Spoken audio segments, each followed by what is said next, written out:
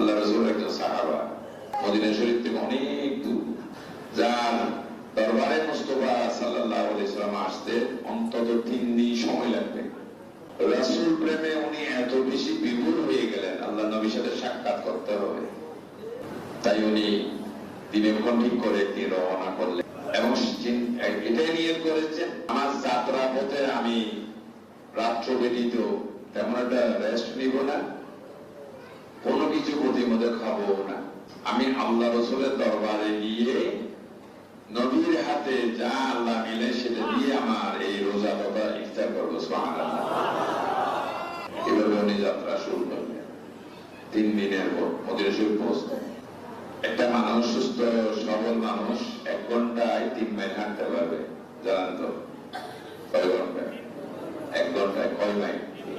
3 mile.